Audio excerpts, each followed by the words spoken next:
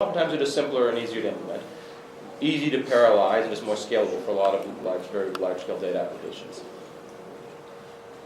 So a quick history of randomized numerical linear algebra. A lot of this started in the late 90s with random sampling and random projection algorithms. Fries, Kanan, Ben Pollard, one of the early results, Dimitri Isaac-Alperson, Frank McSherry, Joneas Kanan, and me.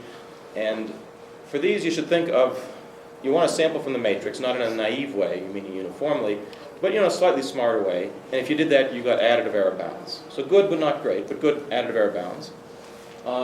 The next big sort of qualitative change came when we figured out you could sample with so-called leverage scores.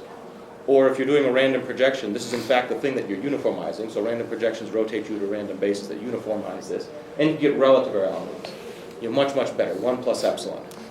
All right, so Joneas and I had that. We had that in low rank and regression. Charles showed you can couple with the Allen and Chazelle result to make that fast, and then it turns out you can approximate the leverage scores quickly. So a bunch of results that, were faster than, in theory, than previous algorithms in terms of flop counts for a fixed epsilon. Problem is the dependence on epsilon is 1 over epsilon or 1 over epsilon squared, depending on the exact way you parameterize the problem. And that's good if you want epsilon to be 1 or 0.1, bad if you want epsilon to be 10 to the minus 10. So the next big advance came when a number of people, but Avron and Toledo and Blendenpick as the best example, showed that you could use the sketch that you constructed with the sample, the smart sample of the random projection, as a preconditioner, an interface to a traditional iterative method. So you could solve problems to 10 digits of precision, 16 digits of precision. In fact, faster than LA package. I'll put that up, but for high-quality implementations. So that was the next advance. And then, fairly recently, the question is, the running time of a lot of these things depends on the random projection, the number of bits you have to generate. And in fact, if you're not careful, actually generating the Gaussian bits is the most expensive thing. So, how sparse, how concise can you get on that? So, don't just think of it as multiplying by a matrix of Gaussian random variables. What if you zero out half the entries? What if you zero out 99% of the entries? What if you play other games like this? So Clarkson and Woodruff showed that you could zero out almost everything, get extremely, extremely sparse, and run an input sparsity time. We had an improvement and extension of that, and last year a whole bunch of other people have had improvements and extensions of that. All right, so that's sort of the high level. So I talked about least squares regression, just to set notation, although halfway through I'm going to switch it on you. And one of the tricky things here is if you're doing least squares regression, is x that variable or is x your matrix? So you're solving ax minus b or you're solving x beta minus y. And some of the people in the world say one thing, some of the people in the world say the other thing. So for the first half, this will be the notation. LP regression problem, specified by a design matrix A, it's m by n, and a regression vector b. If m is large, if the thing is tall, there's not going to be a vector x such that ax equals b in general. So you want to minimize the residual. Some p norm of the residual, and so you want to find a vector x hat such that when you plug that in, ax hat minus b is within 1 plus epsilon. All right? P equals 2, this is least squares. P equals 1, this is least absolute deviations, and you can have other things, right? SVD, QR, lots of things boil down to the P equals 2 version of this, other things boil down to the P equals 1 version of this. So what I'll be talking about today is this. A lot of the results I'll be talking about will extend to least absolute deviations, quantile regression, low-rank kernel approximation, general low-rank, a lot of things. But I'll be talking about this over-constrained or over-determined problem today. And if you're dealing with this problem, and you're thinking about randomness in this context, there's sort of 2 relevant things you need to worry about. So you have a tall matrix A, all right? And if you want a low-precision solution, you need to worry about one thing. If you want a high-precision solution, you need to worry about another thing. And the 2 things are just very different. So let me say something called statistical leverage. Think eigenvectors. These are going to be important for low precision, if you want 1 or 2 bits of significance. Condition number. Think eigenvalues. These are important for high precision, if you want 10 digits, 16 digits of significance. All right? The leverage scores of A, let's say m is much less than n. I changed notation on n much greater than d. The matrix is tall. The leverage scores are the diagonal elements of the projection matrix onto the span of the columns. Right? If you're a statistician and you know what a hat matrix is, it's the diagonal elements of the hat matrix. If you don't think of any orthogonal matrix spanning the column space of A, and since you're tall, the orthogonal matrix is tall, it's the Euclidean norms of those rows. Right? Those measure a notion of outlierness. If you're familiar with coherence in the context of matrix completion and other areas, it's the largest leverage score. It's an infinity normal of the leverage score vector. All right? These tell you how well correlated the singular vectors are with the canonical basis and a range of other things. computing them is exactly as hard as solving the problem. So I'm just giving you a structural insight. Similarly, the condition number. Think eigenvalues, eigenvectors. So they're just totally different. The condition number for L2 norm, there's generalizations of both of these to L1 and LP, all sorts of other things. But the L2 norm is the ratio of the maximum eigenvalue to the minimum eigenvalue. If you think of this as a quadratic well, it's the aspect ratio of that quadratic well. And when you iterate, it's nice to have a circle to iterate on. If you have a bad aspect ratio, you're going to have to iterate more in general, right? So that's preconditioning. So the condition number bounds a number of iterations for iterative methods. And again, computing this is as hard as solving the least squares problem. All right? So here's sort of a meta-algorithm. If you understand sort of why this works, you get 95% of all the results in randomized numerical linear algebra. Right? It's deceptively simple, and here's the meta-algorithm. Remember, you're tall. Compute the L2 leverage scores of the matrix. Normalize them to construct an important sampling distribution. Bias yourself towards outliers. Randomly sample a small number of constraints, using that as an important sampling distribution. Solve the subproblem. Done. Right? If you do that, you will get a relative error solution. Right? There's details. You need to sample low dimension, log low dimension, and so on. But if you do that, done. You will solve the least squares problem to 1 plus epsilon error. Right? As stated, it's a little unsatisfactory because you need to compute those scores. That takes time equal the time to solve the problem if you want to do it exactly. You might fail. You might flip a fair coin heads 100 times in a row, so you might fail. And you're going to get an epsilon or solution. But is the basic idea clear? Because the two examples for the sparse projection and the statistical perspective, the two different perspectives you might want to take on randomization and machine learning, is going to use this sort of basic structure. So is the basic idea clear? So is n the number of constraints or the number of... So I just realized as I was going through that I can tell you what it is here, but there's a high dimension and a low dimension. And I just realized I'm not going to be consistent as I go through the different slides. That's the high dimension. We're going to be tall today. So there's a high dimension and a low dimension. So I defined it earlier with m by n. The reason I switched to high and low just a second ago is because I went from m by n to n by p to n by d. So there's a high dimension and a low dimension. You want to downsample the high dimension. So that's the high dimension, right? You're tall. So we're constructing an important sampling distribution over the constraints. Bias yourself towards outlying constraints. If you don't like that, do a random projection and hide that fact. Right? If you do a random projection, you are uniformizing that, and you're incorporating the outliers. You're just not doing it explicitly. Right? So you can be explicit or implicit about it, but that's what you do. So is the basic structure clear here? All right. So the basic structure is clear. It turns out you can make this meta-algorithm fast in RAM, and you do that one of two ways. You either do a Hadamard-based random projection, which is, think of it as a Gaussian projection, but you can structure it in a certain way that you get faster computations. You can use fast Fourier techniques. You can use a Hadamard-based projection. And what a Hadamard-based projection, Gaussian projection, any projection does is rotate you to a random basis, where among other things the leverage scores are uniform, and then sample uniformly. Or you can compute quick approximations to those leverage scores with a black box. If this takes time t, that takes time t. All right? So both take exactly the same time, and you get 1 plus epsilon approximation. I say take time t because if you do a Hadamard-based projection, I can tell you exactly how long it'll take. If in fact you do Gaussians or Rademacher random variables, I can tell you how long that takes. Actually, that does pretty well in practice. We'll talk about that later. If you want to do a Gaussian projection, if you want to do this in a parallel and distributed environment, if you're worrying about low precision or high precision, where those do slightly better or worse depends on how you instantiate the meta-algorithm, and the world's not totally simple and nice, right? So different ones are slightly better in different places. But if this takes time t, that takes time t. So don't think of the sampling of projections fast or slow. They take the same time and give you the same answer. Alternatively, you can make this meta-algorithm high precision. So instead of running in high dimension, log low dimension, divided by epsilon, as opposed to high dimension, low dimension squared. That's the improvement. You can run in high dimension, log low dimension, log 1 over epsilon. If you use either of these, and instead of solving the subproblem, use it as a preconditioner. All right?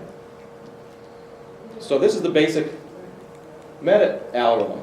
But if you instantiate in different ways, you can get faster, you can get high precision, you get lots of things. So when I say you can get faster and high precision, Avram and Toledo took this basic idea, compared it to LAPACK. And what they said is randomized algorithms, for exactly the problem we're discussing, beat LAPACK's direct dense least square solver by a large margin on essentially any tall dense matrix. So the x-axis here is size, y-axis here is speed up. and you're getting speed up factors of 2 to 4 depending on the various details, all right? So factors of 10% are a big deal to the numerical analysis here, so 2 to 4 is huge. There's a slight dependence on various structures, but don't worry about that. These results suggest that random projection algorithms should be incorporated into future versions of a LightPack. All right, so this is actually a remarkable claim. So what this claim is not is we have a method and we found some data set that we're faster on. What this method is not is we have a method and we found some problem no one cares about and we're faster on that. What this method is, what this result says is we have a method, we went head-to-head with LAPACK. You know, this large body of code on a very, very central problem. The code's been optimized to death for a couple decades. And this, on basically any tall dense matrix, beats LAPACK's direct density square solver. Similar claims can be made if you want to extend to parallel distributed environments, to quantile regression, to low-rank approximation, to kernels, to all these things. But then there's lots more details and you're getting in the weeds and stuff. So this is the basic result. An advertisement I'll actually be talking about extensions to the large-scale environments. If you're interested in resource constraints and parallel distributed environments, I'll be talking about this tomorrow at one of the workshops. All right.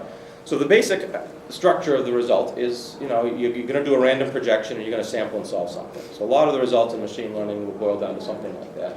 It could do it at the data generation step, right? You just say, I'm going to close my eyes and sample uniformly. So let's talk about two very recent results in randomized numerical lineage. One is going to be input sparsely timed random projections. How fast can you make the random projections? I said it was ND log D up to those epsilon factors. Is that a lower bound? Maybe you can make it faster. I'll have one slide just mentioning that, but in the interest of time, I'll not go into details on recent results in the Nystrom method, but just say roughly what it is and give you a pointer. And then talk about a statistical perspective, because the key thing here that we've been talking about is that you need to bias yourself towards these leverage scores, right, towards these outliers. I'm a subroutine. You're going to call me. Garbage in, garbage out, right? If you give me bad data, I'll give you a bad answer. If you give me good data. So it's your job to clean up the data. No one thinks that if you think latent semantic indexing in term document or anything that SVD, no one thinks the world's Gaussian, right, in those applications. So why are you using SVD at all? You're using it for computational reasons. So essentially, you're running an algorithm that you know the implicit statistical assumptions are wrong. And you're using it anyway for computation reasons. That's probably a good idea in a lot of cases. And so we're saying is relative to that model that you know is wrong, find the outliers and bias yourself towards them, either explicitly with the leverage scores or implicitly by just doing a random projection and rotating to a random basis for those uniform.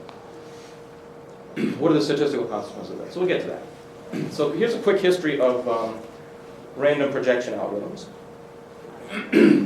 A lot of the results go back to something that probably a lot of you know about due to Johnson and Lindenstrass, which on the one hand seems like sort of a remarkable result. Then you work with the analysis and you say, obviously, what else could it be?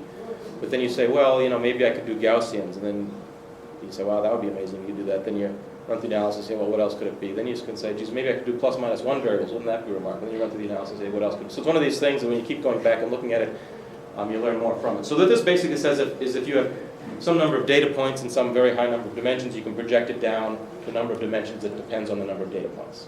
Right, so a lot of these results will boil down to this. This holds for more general metric spaces. Right, so not just Euclidean spaces. It's a very strong result. And it's not clear that if you take this result from general metric spaces and apply it to Euclidean spaces, I mean, it's a big hammer. It's not clear that you're just not going to damage the Euclidean space. You're not going to damage the interesting structure. And in fact, to get the finest results, you can't just apply it naively because you'll do too much damage. If you apply it more carefully, you'll see that we'll get a very good result. So they consider an arbitrary or random subspace, a whole bunch of extensions and improvements of it, mainly of an algorithmic variety, meaning how can you construct that projection. Indicum and 20 and Dasgupta and Gupta say rather than considering a random subspace, consider a matrix of Gaussian random variables, basically. Same results, roughly.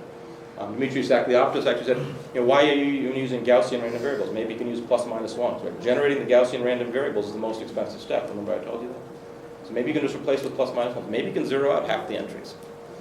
Charkhan and Sahai said, can you do the same thing not just for L2, because these are all results saying you're going to preserve Euclidean distances, basically. Can you do it for L1? And the answer is no. There's a negative result there. Alan Chazelle said, in fact, you can do it faster than matrix multiple, the naive ND squared time. You can take advantage of fast Fourier techniques. Solo and Woodruff says, well, if you relax it and go with a weaker notion of approximation, you can get something for L1. A bunch of us said, well, if you combine those two, you can do that even faster in sort of ND log D time and get something for L1. And then very recently, you can get even sparser. So even sparser means the following. So you should think of this as a very, very sparsified version of just a high dimension by low dimension log low dimension, Gaussian random matrix. So it's going to do something similar. And the something similar is that you're going to preserve distances, AX relative to the sketch is going to be within 1 plus epsilon. But you get much, much sparser. So in particular, given a matrix A, high dimension by low dimension, let pi, your projection matrix, be S times D, where D is a plus minus 1 diagonal matrix of plus minus 1 variables. And S has each column chosen independently and uniformly from the S standard basis vectors in RS. So in particular, you have plus minus 1, that's high dimension by high dimension. And here you're your high dimension by, low dimension plus a little bit. Extremely, extremely sparse. This projection matrix can be constructed and applied to A in number of non-zeros A time. So you're not going to be n by d.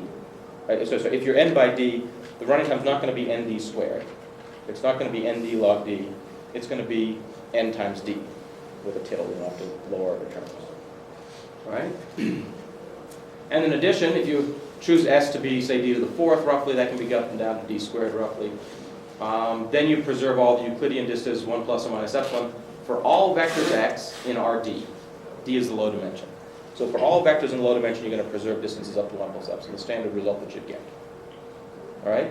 How does S compare with the normal density vectors? The s squared is similar, slightly larger, but it's and you can there's trade. So Nugent and Nelson have various that if you densify this slightly beyond this, you can decrease that. They also have lower bounds. I don't know exactly what the state of the art that they tried, but this is like 6 months ago or something. So right now that's slightly higher, but not a lot. All right, how would you prove something like this? So David Woodruff actually presented this result at MMDS last year. A student of mine, Jean-Marie Meng, came up and said, how can that possibly be the case? I said, I don't know, let's look at it. And we looked at their 15-page proof. A lot of nice ideas that I'll summarize here, a lot of complexity. And Jean-Marie said, we can just boil this down to one-page proof if you do a lot of subscript chasing. If you get rid of the subscript chasing, it's about 2/3 or half a page. So I'll describe their proof, I'll describe our proof, but there's nice similarities and differences in terms of extending this in various ways. You can use ideas from one or the other. So here's their proof for that result. The usual thing is I have a bunch of vectors, and I just show that all the things work out in expectation, and I get good variance results, and then you're done. So, but now you're getting so sparse that might not be the case. You might not have enough randomness in order to ensure all that. So what they said is, well, let's define something called the L2 leverage scores. Given any orthonormal basis U for the range of A, remember you're tall. The L2 leverage scores are the Euclidean norms of those rows. Those are the diagonal elements of the hat matrix. Key idea. Split the rows of A into heavy hitters and light hitters. Heavy hitters are those with large leverage scores. Light hitters are those with small leverage scores. For the high leverage scores, you can show that projection is an isometry. The projection I put up on constructing last slide. For the low leverage scores, you can use a sparse version of Johnson-Lindenstrass. Basically, if I promise you that the input's nice, you can make that input matrix much, much sparser. So deal with the heavy hitters one way, and for the light hitters, for the low leverage scores, those are nice because they're not heavy hitters. So use a sparse version of the Johnson-Lindenstrass transform. And you can deal with the cross terms separately. So the basic idea is simple and elegant, actually. The actual proof is long and detailed. You need a lot of ideas from theoretical computer science and streaming literature to get this stuff to work out. It's 15 pages or something. Basic idea, split the heavy hitters and light hitters. We'll get back to what exactly you're going to get. Simpler proof. View this as an approximate matrix multiplication. All right? We have a tall matrix A, which means left singular vectors are tall. If you have a tall orthogonal matrix, that's U. What is U transpose U? U transpose times U. This is an orthogonal matrix. That thing's an identity. Right? Show that the sampled version of U transpose U, or the projected version of U transpose U, is approximately an identity. An identity has all its eigenvalues 1. Let's show that the sampled or sketched version has all its eigenvalues between 1/2 and 3/2. So let U be this orthogonal basis for the range of A. U transpose U is an identity. Define X to be the sketched version of U transpose U, which is U transpose times SD times SD times U. And show that that sketched thing and this thing are close. compute a few moments, that's the subscript chasing, and what you can show is that the expectation of identity minus x, where x is this approximate version of U transpose U. So show that the U transpose U minus the sketch version of U transpose U, the Frobenius norm of that is less than d squared over s. Set s to be slightly more than d squared. Get Markov's inequality, the result goes through. So you show that if the Frobenius norm is bounded, then the spectral norm is bounded, all the eigenvalues are bounded between 1/2 and 3/2. So the spectral norm is small, less than 1/2, say, so it's probably 1 minus delta, you get this. All right? Important point to remember here is the embedding matrix, in fact, does not preserve the norm of an arbitrary set of e to the d vectors. So you have more randomness than you need in the usual version of Johnson-Lillenstrauss. You can put an epsilon net over the unit ball is considered an arbitrary set of e to the d vectors. That's false here. So the JL proofs you consider a fixed vector x. You show that you get, things working out for that fixed vector x, and then you just do union bound. So these subspace embedding proofs is sort of the analog of that, where you do an epsilon net. So these proofs, the moment counting proof, but also the original proof, take essential advantage of the fact that these vectors do not come from an arbitrary place. There's not e to the d of them coming from an arbitrary place, but instead they come from a d-dimensional subspace of Rn. They come from a low-dimensional Euclidean space. You're not an arbitrary metric space, right? And you're taking critical advantage of the vector space structures. Essentially, there cannot be high-dimension number of high-leverage scores. There cannot be high-dimension number of very sensitive points. And that's false for other objectives. There are objective functions you can easily write down, infinity norms, lots of objectives you can write down, where every data point can change the solution a lot. Right? Euclidean spaces, there's much more structured places, that's false. Right? So you're really taking advantage of the fact that the structure of the Euclidean spaces is only a small number of high leverage components. We've not talked about regression algorithms, just an embedding result. Long story short, getting this embedding right is a critical bottleneck for not just least squares, but least absolute deviations, a whole bunch of other regression problems. If you can do this in input sparsity time, you can do those up to log factors in input sparsity. For peoples too, you can actually do it, but for the other ones, you get various other sort of log factors. Whole bunch of recent results on sort of the running times for L2, L1 if you're interested in least absolute deviation, similar ideas go through. LP regression of more theoretical interest, but similar ideas go through. Clarkson and Woodruff had the urgent one. Nelson and Eugen, as I said, had the same matrix multiplication idea, but more general, and so they considered higher moments and were able to play the sparsity trade-offs there. Miller and Peng had something more recently, there's extensions to quantile regression, lots of other things. And I should note the actual running time is number of non-zeros, a plus, d squared, or d log d. It says poly, but it's d squared, d log d. And these sorts of low-dimensional factors. So you should think of this as very rectangular. There are extensions of these ideas to the fat case. And lots of trade-offs. So in fact, in implementations, the thing I'll be talking about tomorrow, in implementations, it's actually better not to optimize that number of non-zeros, but to eat a log factor there, because certain other results are slightly better, and so you get better second-order terms. And if you're actually implementing these results, not in this sort of idealized model where you're very rectangular, if you worry about those level of details, you'll get better results. This is in a RAM model where your n is the high dimension is much larger. Lots of questions about extensions to parallelization, communication properties, these sorts of things. There's a few papers that have sort of started getting out in the last year, and a lot more sort of in the pipeline. All right, so let me mention one quick slide on revisiting this Nystrom method. This is with Alex Gittins. And the question here is, so the Nystrom method is a way to do low-rank approximation of kernels, basically. There's been a lot of attention in the last 10 years. Most of the theoretical works followed up on some stuff that Linnaeus and I did about 8 years ago.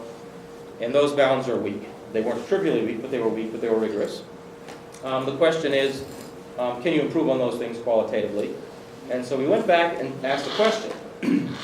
The question we asked is, are all the niceness properties of small-scale machine learning kernels that you'd see in matrices of size 100 by 100, 1,000 by 1,000, or whatever, that you might, MNIST digits, for example, are these seen in other large matrices of size millions or more? The answer is no, not surprisingly. But there's a lot of trade-offs, and in particular there's trade-offs in terms of if you're going to try and do sampling and projection algorithms.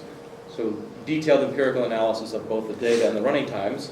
And went back and said, if this is the case, can we get better theoretical results now that we understand the leverage scores properties much better? And the answer is, yes.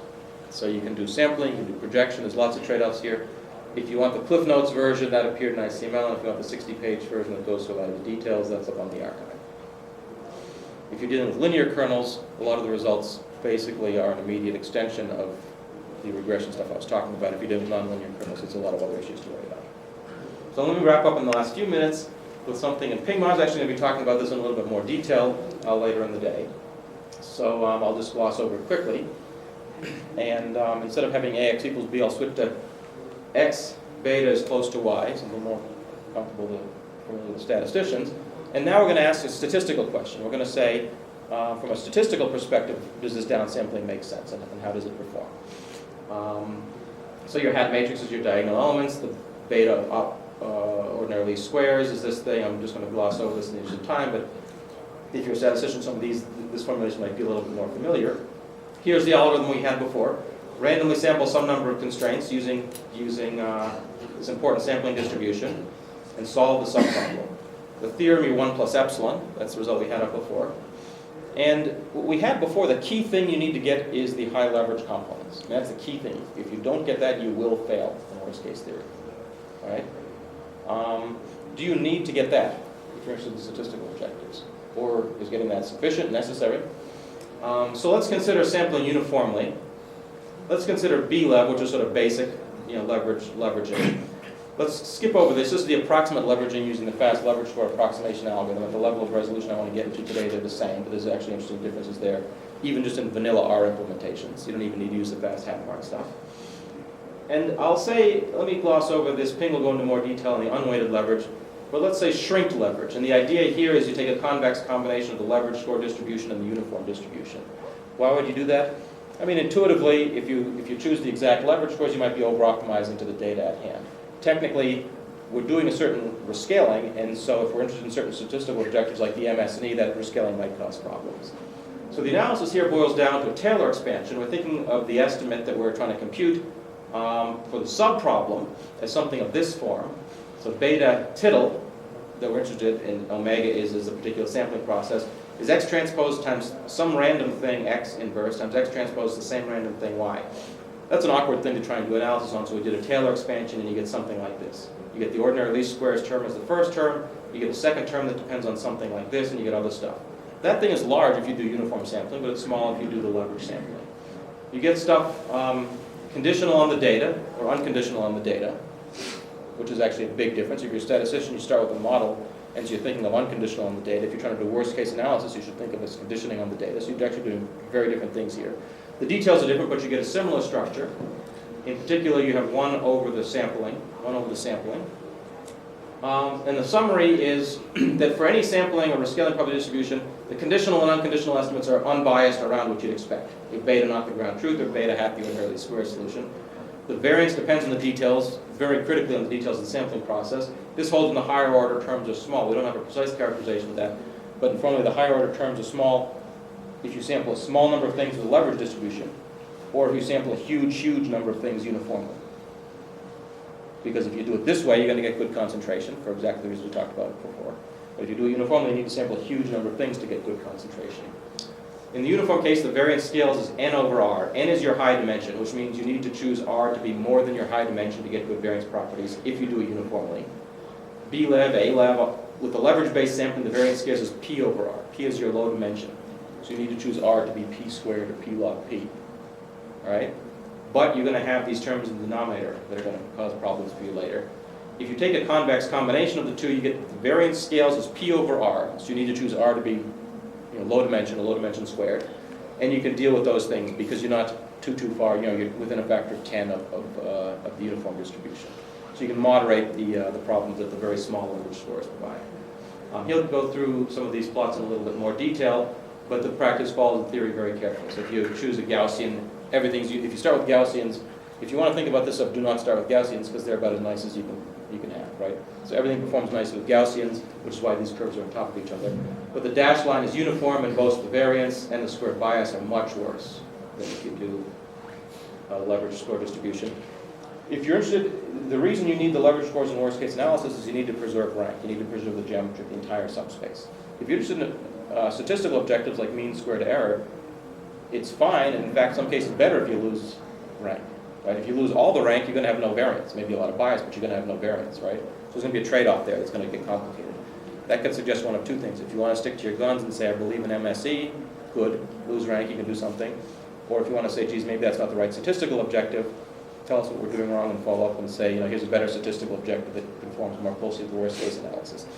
But the first thing we bumbled around was the MSE, and if you're not careful, you can get trivial results, but there's interesting trade-offs that you might want to lose a little bit of rank to get better bias or variance properties. If you combine them into SLEV, this is a parameter alpha between 0 and 1, and there's a sweet spot between 0 and 1. If you take a convex combination of the leverage scores and the uniform, it turns out if you mix in just a little bit of uniform, you do better, which has a natural sort of machine learning interpretation of the sweet spots. Results conditioned on the data, not conditioned on the data. You get a range of things that people will a little bit about. So a bunch of recent, I think, really qualitative improvements in RAND NLA, which shed a lot of light on how randomness is used more generally in machine learning. Input sparsity time random projections, and these are the key bottlenecks for L1 regression, L2, quantile, a range of different things. The implementations on a terabyte of data for L1 and quantile that I'll talk about tomorrow directly use these ideas in a slightly more sophisticated way than I had time to get into today. If you want to consider extensions of these to general matrices or SPSD matrices, qualitatively improved theoretical results that I didn't go into, much better understanding of the empirical properties. What if you sparsify matrices? What if you do all those sorts of things that you need to do when you go from 1,000 by 1,000 matrices up to million by million or billion by billion? As a general rule, they make the data much less nice, much more non-nice. And so you need to start to worry about the leverage structure, you need to start worrying about the variance structure and spectral decay properties. And, a very first stab, we actually have a second on the pipeline, but a first stab at a statistical perspective on algorithmic leveraging, where you start to try and understand the trade-offs between bias and variance in a more sophisticated way. All right, so with that, let me wrap up, and thank you for your attention.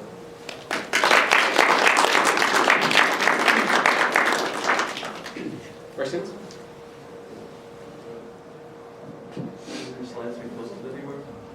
Yeah, so most of these are probably up on my webpage, not cut and paste in this particular way, but if you want to, sure, email me or we can put something.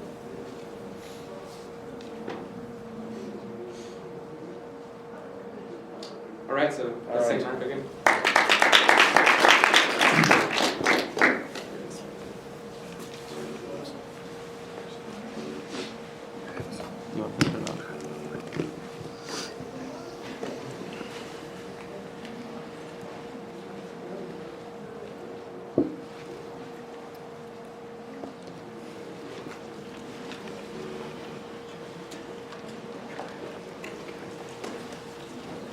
Sometimes you have to black and black.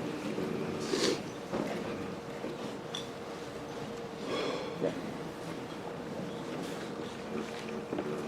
It's better. Okay.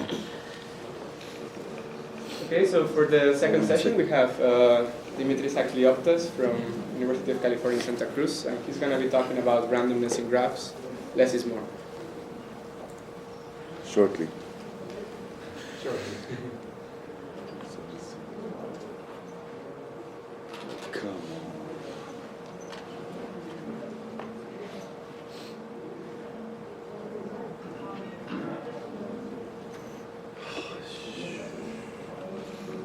I've never had this problem before. Of course, this being Apple, you can't just say okay, right? You have to conform.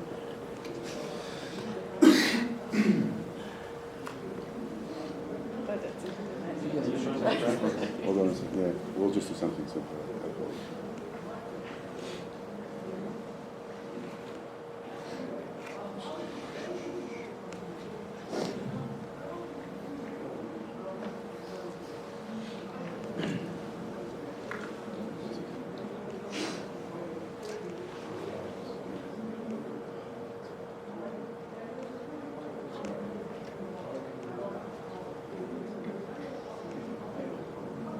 I don't think it's detecting properly because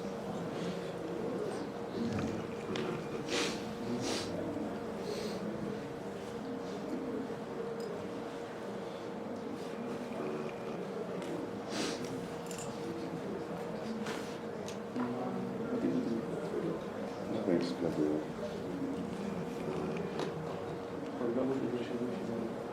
Sure.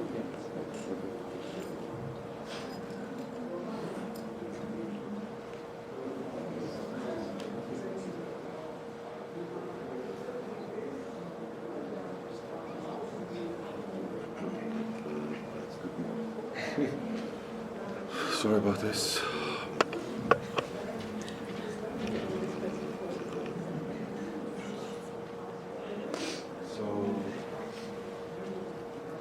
My talk will contain much less information than my course.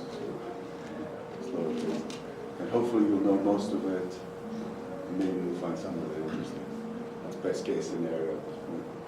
So, story begins about 50 years ago.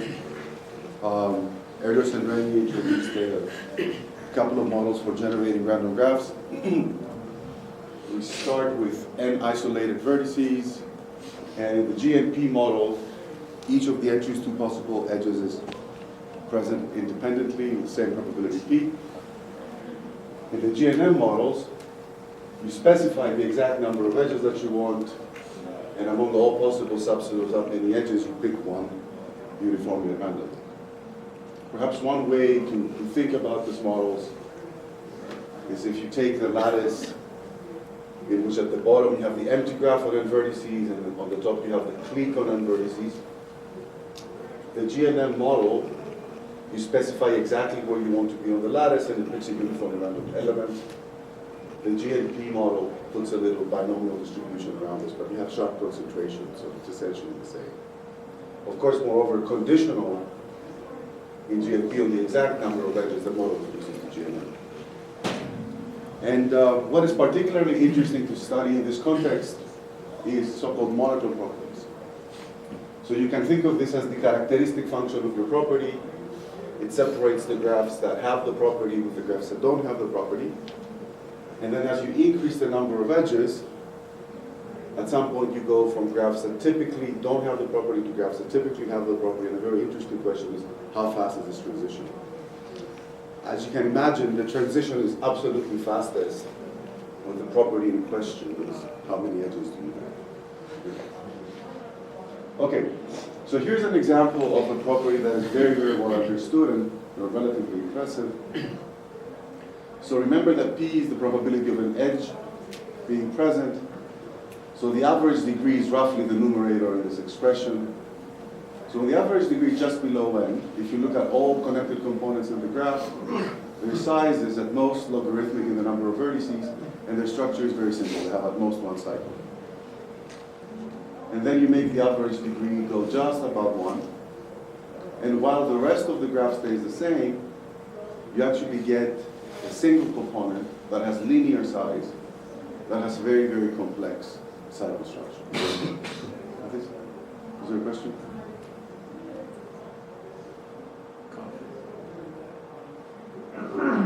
So the critical probability, therefore, for this property is 1 over n. And if you look at this giant component, it's sort of born rich. It immediately and instantaneously has huge complexity. So what I mean by huge complexity is that it has small diameter. If you take your random walk inside it, it will mix in a polylogarithmic number of steps. If you try to cut it into 2 parts, you can't do a good job, meaning the number of edges you will have to cut is roughly the same that you would cut if you tried to cut it at random. If you look at a vertex, and then you look at its neighbors, and their neighbors, and their neighbors, and their neighbors, for any finite distance you will see a tree. So it's locally tree-like. And one implication of this fact, more or less, is that it behaves like an expander. It's actually a pretty high-quality expander. So this is when the giant component shows up. And sort of these Erdős-Renyi random graph have all sort of other mathematically expedient properties. The degrees of the vertices are essentially independent on no variables. In fact, the joint degree distribution behaves like the joint distribution, a product of independent Poissons. It's like a giant balls and bins experiment. The edges, each edge you can think of as throwing 2 balls inside n bins. That's basically what happens. We know that in balls and bins things Poissonize and everything is super nice. But then you get other sorts of miracles. So if you follow this balls and bins paradigm, I said that you can think of each edge as consisting of 2 balls. Therefore, if I throw in 1/2 n log n edges, it's like I've thrown n log n balls, and this is, if you know the expression for the coupon collector problem, this will be the first moment where everybody has degree 1. Okay? Now, having degree 1 is an absolutely necessary, a trivially necessary condition for the graph to be connected or for the graph to have a perfect matching. Yet in a random graph of this nature, as soon as this trivial condition is satisfied, the graph is connected and has a perfect matching. So in fact, if you play the game as in I add one edge at a time, the edge that will make the graph have this property will be the edge that will make it have these two properties. And effectively what is happening is the rest of the graph is accumulating complexity, and they're just waiting for everybody to hook up. As soon as even the last person hooks in, there's tremendously rich structure inside which you can get things done. And it gets sort of even more impressive. As soon as every vertex has degree 2, the graph has a Hamiltonian cycle. Okay? It's a cycle that allows you to go through every vertex exactly once. A trivial condition for this is having degree 2. You've got to get in and out of each vertex. And in the same spirit, as you add edges one by one, the edge that gives you minimum degree 2 gives you a Hamiltonian cycle. Moreover, the graph is so rich in Hamiltonian cycles that you can find one in linear time, in expected linear time. And interestingly enough, observe that this is n. It's not even n log n, meaning you can find the Hamiltonian cycle without even really reading the entire input. Okay, because there's just such an abundance. Okay, so these things are nice. And this sort of nice symmetric structure of random graphs allows us to get a handle on things that somehow morally it feels like we shouldn't have the right to answer questions like this. Okay? So one way to perhaps think of Erdős Rényi random graphs is you start with a fat clique, and these are the vertices. Think sort of as the edges as layers. Okay? This is the clique, and then you peel off, you thin the clique until you get to something that has a linear number of edges. But I claim it's still so nicely structurally balanced that you can prove things like this. Can you get it? You know it. Okay. So, for every constant c greater than 0, with probability that tends to 1 as the number of vertices tends to infinity, the chromatic number of a random graph with n vertices and c times n edges is either k or k plus 1, where k is the smallest integer such that c is less than k plus k.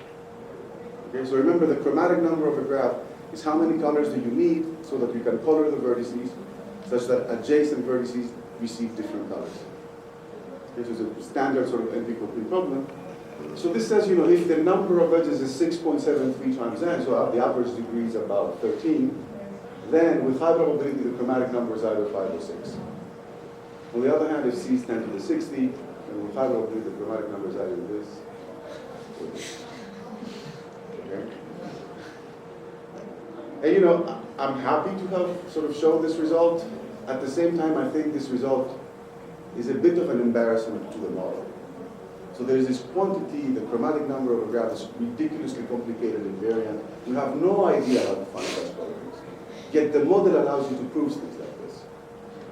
So maybe this is a good suspect. So anyhow, the first question I want to ask is, do these Erdős Rényi random graphs look anything like real graphs? And for this I will give some experimental evidence that it's kind of dated, but I think it's kind of nice to look back a little bit. So this is the Msn Messenger Graph, circa 2003. So this is the heyday of Windows XP. XP is pushing Msn Messenger to your face. You almost have no choice. It's kind of funny. I look at the audience, and some people here are young enough to not know what I'm talking about. This is bad. So anyhow, there was a moment when Microsoft was the owner of a social network with 110 million people and 2 billion connections.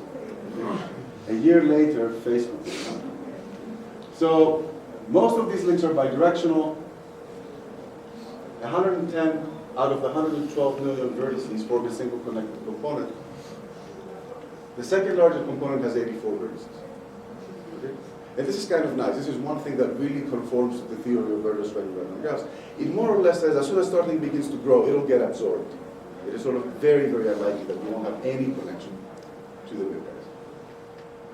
But if you look at the joint degree distribution, so this is the number of people sort of that are on your buddy list whose status you are watching, and this is the number of people that are watching you, and this is the logarithm of the number of users with this number of vertices. This is already pretty far off what a random graph that is random would predict. But then that result sort of, I mean, insofar as Erdős-Rényi is good, which maybe I'll get to, it's not, but insofar as it's good, that's saying it's Erdős-Rényi in that extremely sparse P regime also. What is? That result you just pointed out with 84 The previous vertices one. is Erdős-Rényi in the extremely sparse value of P regime, right? Sure, but I mean, what I'm saying is you don't really need much to believe this, right? You don't really need a particular network model.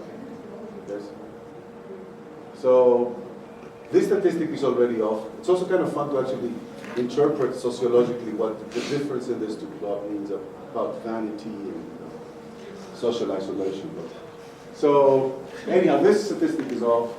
But perhaps the statistic that is most off is, you can think of it as transitivity of adjacency. If Jack and Jill have a common friend, they're 18,000 times more likely to be friends themselves.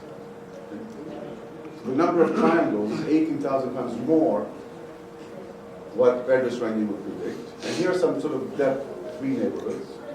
And as you can see, they look nothing like trees. So part of the reason we got our hands on that graph was because our goal was to try to come up with a partition of this graph into parts such that there are few edges between the parts. From a systems point of view, this made a lot of network maintenance operations much more efficient. And ultimately what we came up with as sort of a theory as to the object that we were looking at is that the graph could be thought of as a superposition of two graphs. There are a lot of local edges. Meaning, you could perhaps explain 60% of the edges in the graph just between people going to the same high school. Okay. So this gave you a geometry. Nonetheless, there were also sort of, let's call them random-like connections, which were a non-trivial fraction of all edges, maybe something like 10%, which is kind of what happens when people move from high school and end up going to grad school, where people from all over the world show up. And you make connections with people that don't correspond to your original geographic vicinity. So these short hole links caused clustering coefficient being high, meaning that you have a lot of local triangles and dense subgraphs. On the other hand, the presence of long hole links causes what I described earlier as expansion. So we'd like to fix this and come up with models that are more realistic. So perhaps the most obvious thing to try to fix is the degree distribution. And we can start with the simplest world where you look at random regular graphs. So one regular graph, random or not, is just a matching. A two regular graph, again, random or not, is the disjoint union of cycles. It's the only way that everybody can have degree 2, so you have a bunch of cycles. Okay, what about three regular graphs? What about a typical three regular graph? And then, interestingly enough, you get sort of a phase transition in complexity between 2 and 3. And a random three regular graph with high probability, has logarithmic diameter, is a fantastic expander, and it contains a perfect matching in a Hamiltonian cycle. So how do you generate it? So what's the model for a random regular graph? Okay, we will see that in a second, but take all three regular graphs on vertices, put them in a bag, and throw. This is the distribution. Yeah. We will later see a very, very nice structural result about this. But it will be helpful in understanding that result to remember this. This is a claim I'm making. Yes? That a random irregular graph contains a perfect matching in a Hamiltonian cycle. And then we will see how this also relates to generation. So my point is, a random irregular graph is already something terrible. Okay? And by terrible, I mean it is a dimensionality monster. It's an incredibly complex object. You cannot embed it in a low-dimensional space and present anything about it. And one nice way to express this fact is that there is a general problem if you take an arbitrary endpoint metric and you would like to embed it so that the original distances are preserved up to a distortion factor. And there's a nice theorem of Woodgen that says this is always possible if you're willing to tolerate distortion up to log n. And there's another theorem by London, and Rabinovich saying this is best possible. And the theorem that makes this go through is this. Okay? If you take the shortest path metric of a random 3 regular graph, and you try to embed it in any LP norm, not just the worst case, but the average distortion, is what we're getting from the system. Okay? So this is saying if you take a random 3 regular graph, and then you say the distance between every 2 points is the number of hops that you have to travel to go from A to B, and these are the numbers, there is no way you can come up with a point cloud that lives in low dimension, such that the distances between the points have a good correlation with the original method. It's sort of incompressible. You cannot put it in low dimension. So I would like to use this fact to sort of show that some other attempts to create random graph models that are more realistic inherit the problems that come from dimensionality, which in turn comes from independence. So one idea to try to get so-called small world graphs is to start with some kind of a low-dimensional lattice, like this one, where you have every vertex connect to all vertices that are within a certain distance, k. Think of k as a small number. And then perhaps you augment this, either by rewiring some of these edges or by just throwing on a few edges at random. And people have sort of argued, well, you know, this is a realistic model, it has this property and that property and so on. But the truth of the matter is, even if I take this and I strip it down to just a circle, and the only edges I add are a matching, what I get is a random 3 regular graph. Okay? And that's a deep theorem. Okay? But one way to generate random 3 regular graphs is take a cycle and throw on a random matching. Okay? That's a highly, highly non-trivial mathematical statement, but it's true. And what it tells you is that any construction along the lines of start with a low-dimensional lattice and augment it will reproduce the monster. Okay? That's the point. So this means that if you wanted to do, let's say, efficient routing on a random 3 regular graphs, yes, there are short paths. The diameter is very small. But the lack of respect for local geometry, in the sense that the graph was generated by adding a random matching to this, means that building the network is going to be expensive because the vast majority of edges are going to have length that is proportional, to the size of the graph. And you will need global knowledge to do the actual routing. Because in a certain sense, the graph could be this one, or it could be that one, or it could be this one, or it could be that one. There is no respect for the underlying geometry with respect to the completion. So you have to remember all that stuff.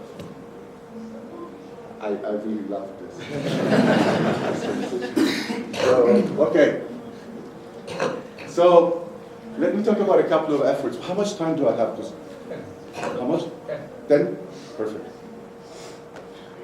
So we can try to lower the dimensionality. Here's a model that was proposed some time back as a very simple model for internet growth. We think of vertices as uniformly random points on the unit square, and every vertex that arrives has to optimize a trade-off between, if you would like to connect to someone who's already present so that it has connectivity, and on one hand it would like to connect to someone who's close, on the other hand they would like to connect to someone who's central. Okay? And the picture will sort of explain the trade-off. So remember, points are arriving at random, one after the other. Okay? And if copper is very expensive, most vertices will connect to someone nearby. If copper becomes cheap, then the first few arrivals will actually end up sucking most of the nodes. Okay? I'm not saying this is a terribly interesting model, but at least to me it highlights the fact that networks typically are created for a purpose. And you can get some theoretical results about what the degree distribution of such a graph is as a function of the price of copper. Another question that I think is very nice is, yes, our graphs might have very nice global properties, but in a certain sense, graphs are experienced locally by the vertices. And what I mean by this is, take a low-dimensional lattice and add one long link per vertex at random, where the distribution of the long edge has a drop-off that is like 1 over the distance to some power. Okay, so you take a low-dimensional lattice, you augment things with a single long-dimensional edge. And what you would like to do is ask the following question. And this, by the way, is a beautiful model that was introduced by Kleinberg about more than 10 years ago. You would like to enable communication by greedy routing. Meaning, if I'm here and I want something somewhere else, I ask myself, does my long link take me that direction? Yes or no? If yes, I take it. Otherwise, I move to one of those two and I ask again. Okay? So there is a sense of gradient in which you either make small steps or occasionally you'll be able to make a large step. And this was motivated largely by Milgram's experiment and the idea of 6 degrees of separation. But if you want to send something to someone, typically there's some information gradient that allows you to move in the right direction, and sometimes you make big jumps. And what Kleinberg proved was something quite nice. He said, well, if r equals 0, then the distance effectively becomes irrelevant. The long link is uniformly distributed over the entire system. On the other hand, if r equals 2, i.e. matching the dimension of the lattice, you get that the long-range destination is at a distance scale from where you are, 2 to the I, uniformly. So with a reasonable chances at distance 1/2, with an equal chances at distance 4, with an equal chance at distance 8, 16, 32. So now if you think about it, this makes sense. You can actually route efficiently in this, because no matter where you want to go, you have a reasonable chance, a 1 over log n chance that you can make the distance be half with every effort. And if you don't make it half, you move to the next neighbor and you get a fresh trial. So this allows greedy routing in a logarithmic number of steps with this very, very carefully crafted probability distribution for this sort of very specific model. So it's a nice proof of concept. There exists a distribution that augments some low-dimensional space that makes it possible to get navigability, meaning not just the existence of short connections, but short connections which are discoverable in this local greedy sense. So what I will talk about next in the last, I guess, 5 minutes is a new model of random graphs, which somehow tries to address that, on one hand, the dimensionality monster, yet at the same time remain mathematically tractable. And the next picture I think is very ugly, but that's the only super ugly picture, so hopefully. So I'd like to do things as general as possible. In particular, I'd like to create a model in which I've separated out the things that we know about the network we're going to work out versus the randomness. So what do I mean by this? I have a collection of vertices, and I have a length function. So for every pair of vertices, there is a notion of distance between them. And the input that the user gives me that. I don't propose any specific method for creating the geometry. That's input to the model. You tell me what is the distance between any pair of points that you like. So this corresponds perhaps to some latent semantics that we have, if it's data, but it could also correspond to, here's a city, here's another city. Okay? This is input. And there is also an arbitrary cost function, which doesn't have to be monotone, and this doesn't have to be a metric, which says, if you want to realize edges of a certain length, these edges have this cost. That's it. And I would like to study graphs which are uniformly random among all the graphs on this cost geometry that respect a certain budget. So a simple way to think about this is, I have a bunch of points on the plane, and I have a spool of copper wire, okay, that has a specific length. Take the set of all possible graphs that can be realized using up to this much wire on these points, put them in a bag, draw one at random. What can you say about it? And remember, I'm not making any assumptions, either on the nature of the points or on the cost function. The cost function doesn't have to be a length, it can be an arbitrary function of the length. So it's, in my opinion, extremely minimal in terms of assumption. The only assumption I'm making is that I would like to study the uniformly random measure of such graphs. Nothing else. Everything else is user provided. Yes? So I don't get it. How is the edge length? Do you have some constraints that the lengths in your graph you get are close to the? Remember, I have sort of two layers of abstraction. One is length, but the other one is the cost of realizing an edge of length. So what I am constraining is the sum over all the edges that you're going to actually choose to put in your graph of the cost of realizing them. So each such edge that you choose to put in will have a length. So the length will be exactly realized in your graph of each edge, or In the case of copper, f is the identity function, right? In the way we think about it. So if these 2 points have distance 3, I cut a piece of wire that has length 3, yes, and that's what I put in. But it could be that my cost function is not linear. So I just have a budget. And what I'm constrained is that the sum over the edges that I choose to realize of their realization cost, where the realization cost is a function of the distance between points, between the lengths, is constrained to be no more than some constant time, some number times n, so n is just for scaling. So this is the average budget per vertex. You can think of C as a substitute for the degree. Does this make sense?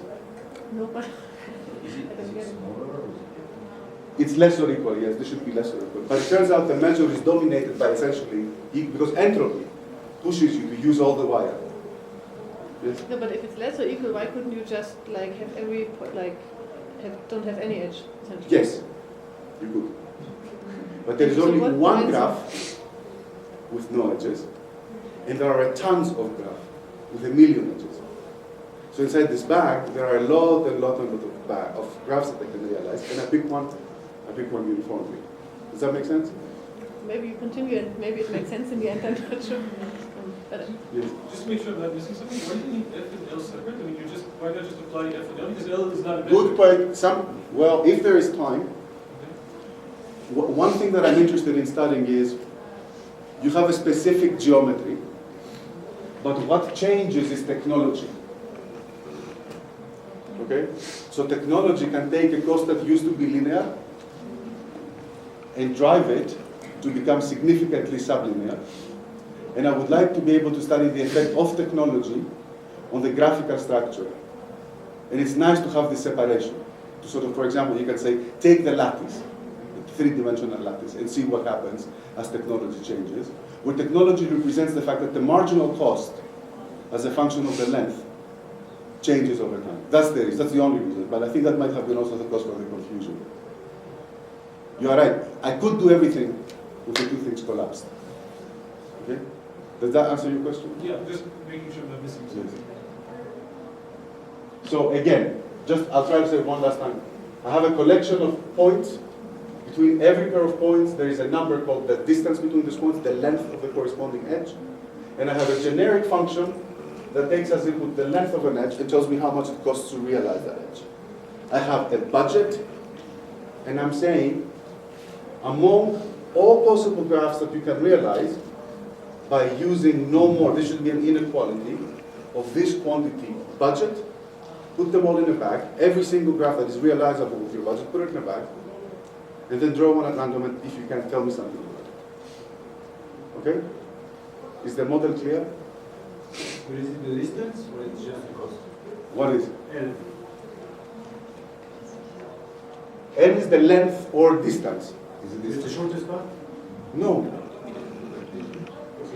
It's an arbitrary function. You give me, okay, the input to the model is two things. You give me a matrix, Yeah. yes, a symmetric matrix. Vertex, vertex, number. There's no triangle inequality. No triangle inequality. It is not a metric. Okay? It is not a metric. So I said it at some point, maybe I said it too fast. This is an arbitrary function. I require symmetry so that the model is undirected, okay? In fact, it could probably handle directed edges as well. But it is not a metric. There are no structural assumptions, okay? This is not a metric. This is not a monotone function. Okay. So, obviously I'm not making any independence assumptions between the edges. I'm not putting in a priori anything. The only thing I'm saying is uniform, subject to being realizable. That's it. Now we've more or less run out of time.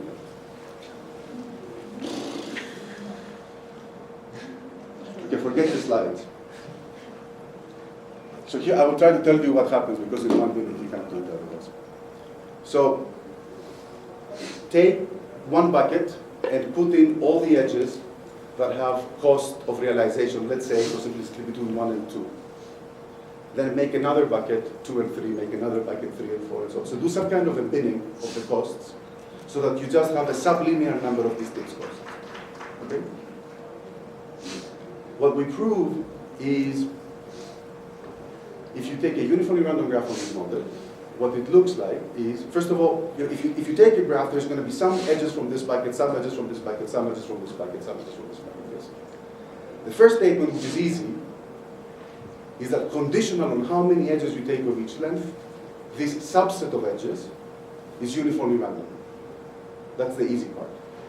The hard part is if you look at this vector of how many edges you take from each bucket, this is a sharply concentrated random variable, so it behaves effectively as a deterministic random.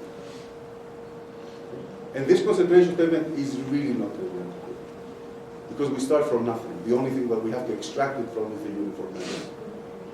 So this is saying that you can actually get a lot of mathematical control on these graphs, because you can partition your problems by saying, I first have a conditional, I know what will happen. The input distribution will specify how many edges I will take from each bucket, and this is just a solution to an entropy energy optimization problem. Okay? But the difficult part is to say, modulo that, things are concentrated. So to give you some idea, let me just say two things. One thing that we get is that this is a natural model in which you get the clustering coefficient. You get local density without having to ask for it yourself. And the reason is if you look at triangles, okay, remember that the probability that you will see any specific triangle will end up being exponentially small in its perimeter. Because a big triangle has big cost, a small triangle has small cost. Okay? So the triangles that you will see are going to be triangles that are formed by nearby vertices. So just the energy minimization will actually create local structures without you having to do anything about it. Another thing is you can get control at a level that is sort of, to us it was quite unexpected. So here's the theorem, it quotes. If you have a coherent cost geometry, which I will not define, but it sort of means that you have some kind of information gradient like you had in the grid. In particular, our definition of coherence includes every known model for which navigability has been studied. And you take a uniformly random graph subject to a budget on this cost geometry. This graph will be navigable for the smallest possible value of the total budget for which navigability is possible. Okay? Meaning, if you want to create navigable graphs, the best thing to do is just sit back and watch. You don't have to do anything. Okay? As long as you have a substrate that is coherent, meaning something like a lattice or some kind of hierarchy in which it is possible to have navigability, unlike in an expanded graph, energy optimization alone will make the graph navigable, as if you actually try to engineer navigability in the network. So this is perhaps the first property that we sort of know that is explicitly stated, in which engineering is meaningless. You don't have to do it. Nature can just do it at random.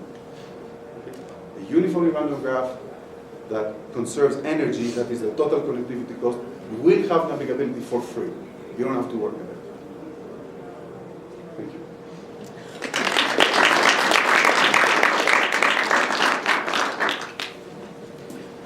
So let's take a 25-minute break. If you have any posters, please set it up. And we will have like 4 talks of 15 minutes then before the lunch break.